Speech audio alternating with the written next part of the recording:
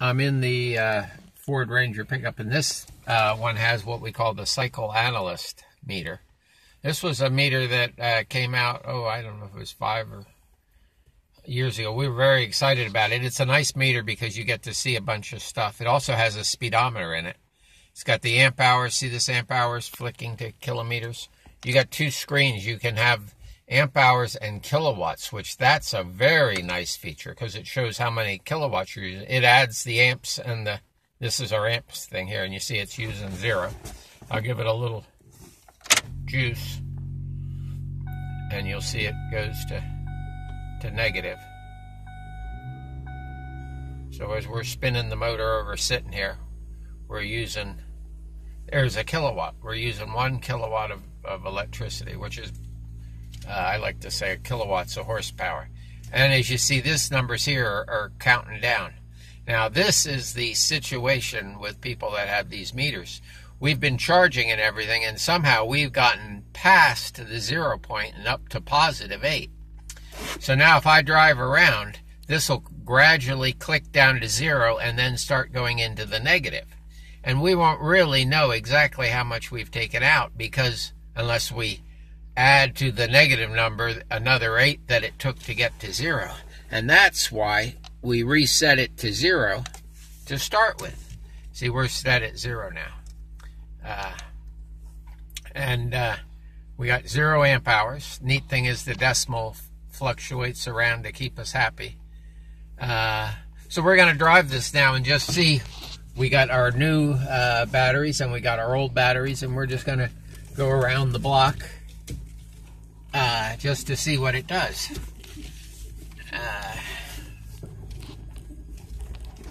And as you see, we're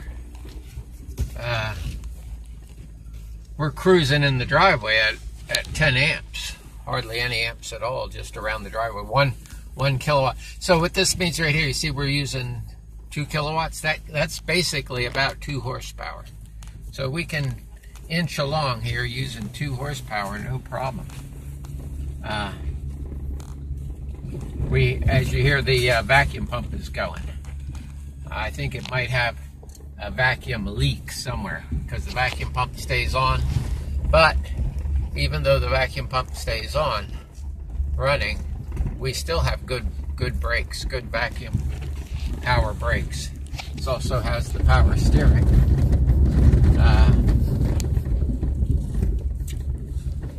And we got a odometer over here. I'm gonna wait until we get up to our. I have one course that I drive all the time. Now why is that? Oh, that's because my seatbelt isn't. All right, so we're in 2nd gear. Takes off good in 2nd gear. Look at that, 200 amps. And batteries are pumping out the amps. 25 kilowatts. And I let my foot off the gas and the amperage goes back down. A good way of figuring out what your range is if you know your amp hours, you can say, all right, if I got 100 amp hours to work with and I'm driving at 50 amps, I'll have 2 hours of drive time. So I figure whatever speed it is. This is, I'm going to recenter our gauge. This is our usual course that we drive around cars. It's approximately 2 miles. We're starting off at 1.33 amp hours. This gives us an idea of how far we can go on a pack by how much the vehicle uses. I'm going to accelerate up to 30 miles an hour and then go into cruise mode.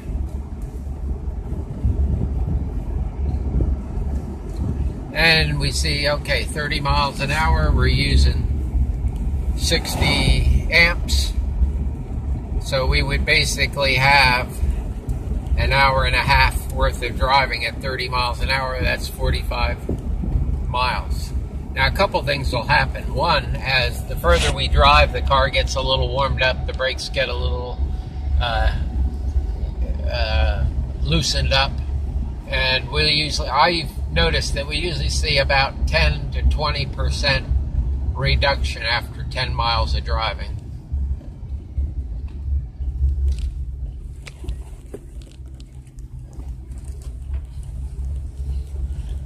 I'm not jackrabbiting. I'm doing a conservative test to see actually what we'll actually get from this.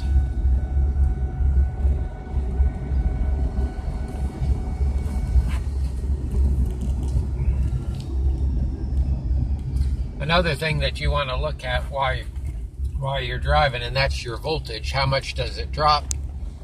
And some of this is just something you got to get to feel of with your batteries. Get to know them when they're all the way charged up, and their voltage won't drop as much when we put a load on them as they will at the end of the charge.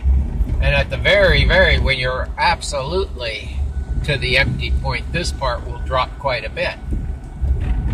Right now it's staying pretty steady by and right now see, this is what I was saying. We were going, before there we were going 30 and using 60 amps. We're now going 30 and using 50.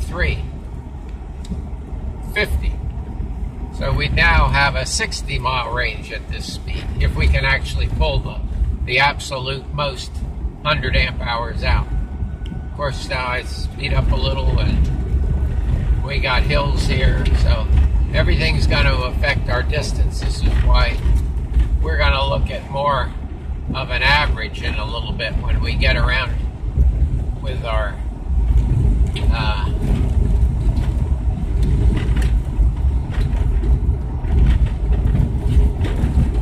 so we got to stop coming up here. I take my foot off the gas. You see we're using 0 amps, and we can use 0 amps all the way up to the end. Or we could have kept our foot on the pedal till we got to about here and then slammed on the brakes. And even if you have regenerative braking, that does not work as good as timing yourself so when you get up here you're not moving fast.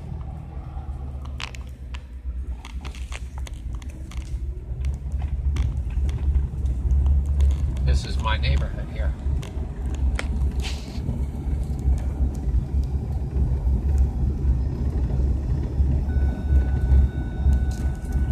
Right up here we got Victor the Canopy Man, who is, I call him the electric car inspector. And I don't see him out, so we won't bother.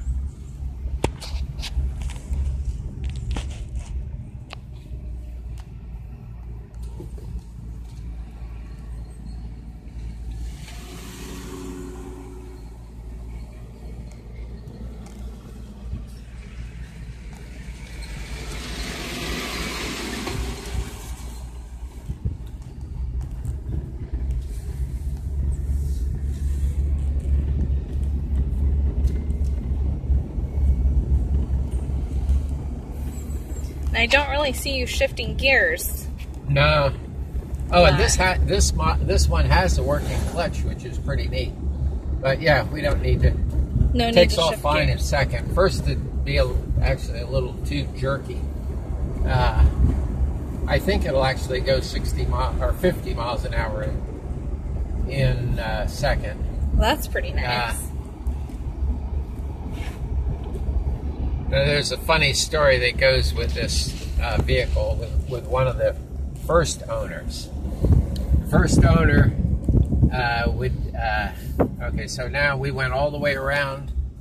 We were at 1.3, and now we're at 6.3. So we basically used 5 amp hours to go 1.8 miles.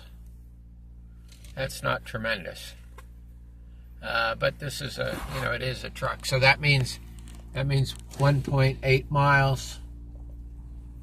All right, I'm gonna go around. Okay, so we're 2.6. We're gonna go one more time around, not being so conservative.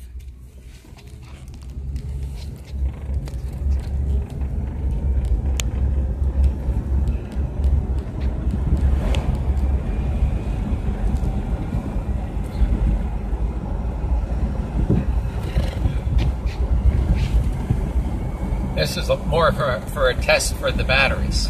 But we don't have the battery management system hooked up right now because it was alarming for what was obviously no reason. So that's about 45. Yeah, 45.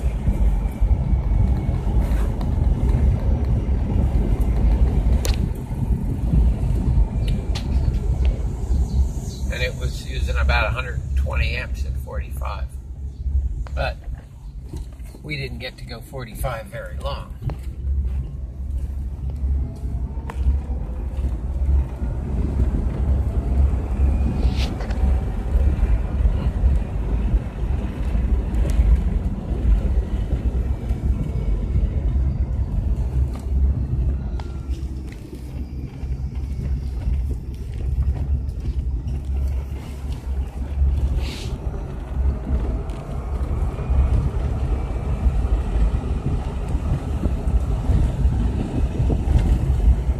Look at that little turtle. Huh. All right, let's see if we can get up to 50 down this straightaway.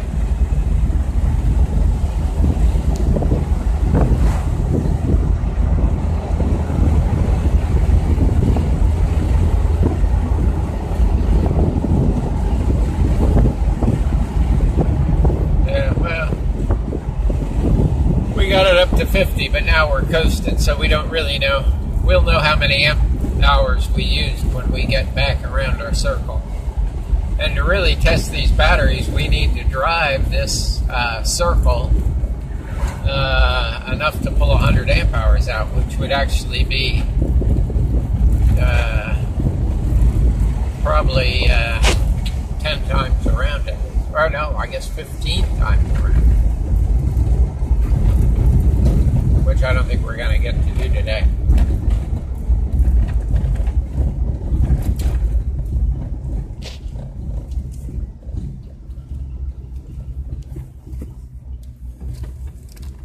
One thing that's really fun to do with electric cars, if you can get enough people together, and that's an electric car long distance competition. When I first started off, we had a solar, what was it, in Cocoa Beach. They had it called the Sunday Challenge. And we had to drive 76 miles to, from Cocoa Beach to Disney World. 76 miles, and they had a big event. This was back in the 90s. And everybody had lead acid, although there were a few people that had sealed AGM batteries. They were just coming out, but almost everybody had the golf cart batteries. That was the popular model. All right, now it almost looks... Now, weren't we at 10 when we came around here before? And I said it didn't... 6.3. We were at what? 6.3. 6.3. No. Oh, yeah? And I said we used 5 to get around, right? Yeah. Okay, so now we raced around.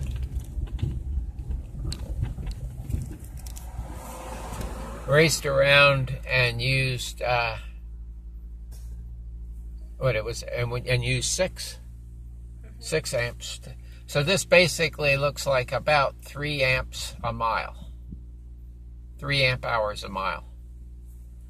And if you look at our voltage there, it's 156, so 3 times 100. No, it used 6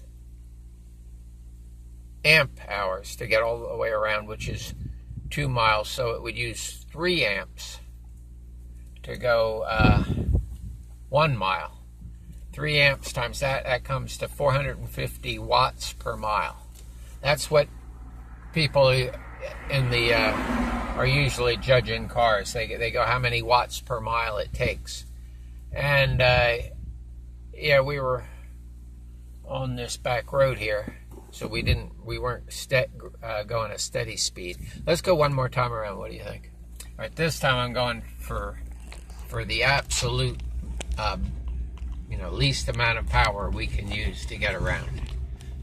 But I mean, not the absolute least, but somewhere. I'm going to be very conservative. It's easier to be conservative than reckless.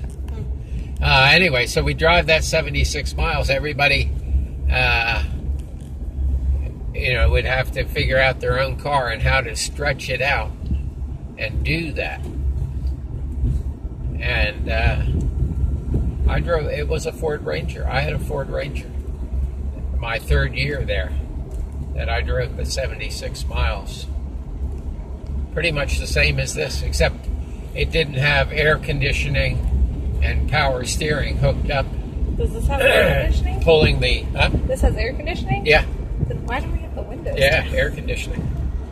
Although I don't know how to turn it on. I haven't looked into it. I mean, that... Oh, there we go. You feel that come on? Wow. Boy, that uses some juice, doesn't it? Woo. Is it on now? Yeah, nice and cool. Yeah. That is... Looks like it uses... That is a luxury, people. It looks like it uses 20 amps to... Did we turn it off? No. Well, we were going for super conservative. Yeah. Well, we done blew our super conservative run. Yeah, but people are going to... If you have AC, they're going to have it on. Oh, yeah, they're going to want it on. Well, AC on looks like 20% less distance. Maybe not that bad, but it could even be more depending on how conservative you're being. Right. If I'm inching along using 20 amps and I turn the air conditioner and it goes from 20 to 40, well, we now are using 50% of the power. Got to hand it to Tesla and some of these companies. Their idea of we'll make the battery bank so big, we'll put so many batteries in this car that some of this other stuff really won't matter that much. In the old days, when what we had was golf cart batteries, 12 kilowatts was about 1,300 pounds of batteries. Yep. 1/5 the weight now. So where we'd have 12 kilowatts, I think the Tesla must be doing better than 1/5, because I think their whole 80 kilowatt pack only weighs 1,500 pounds, but I'm not sure.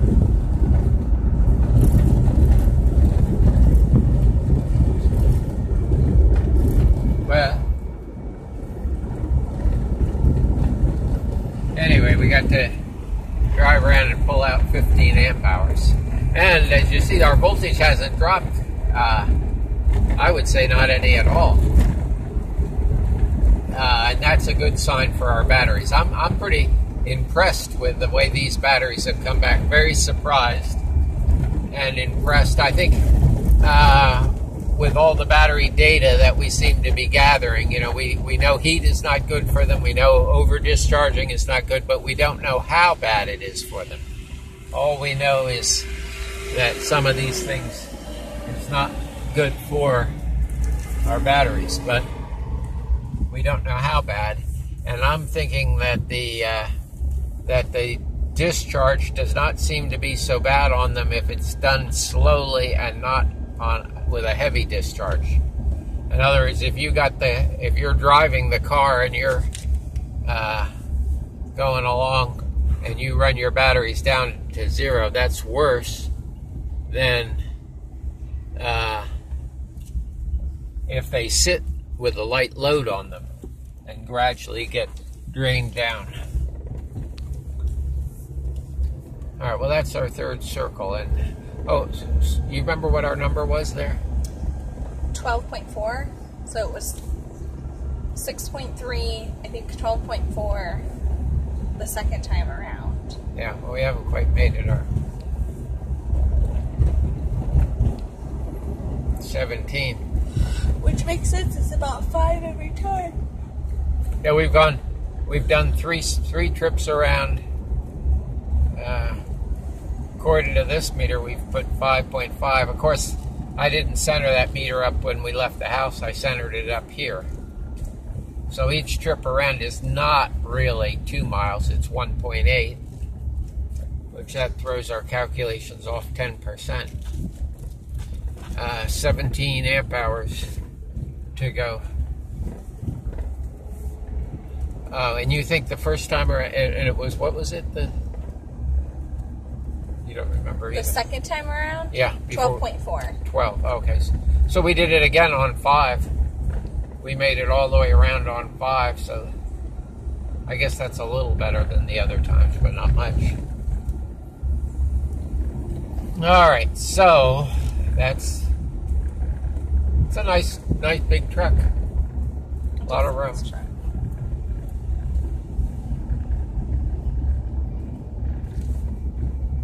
I guess you can go ahead and turn that off.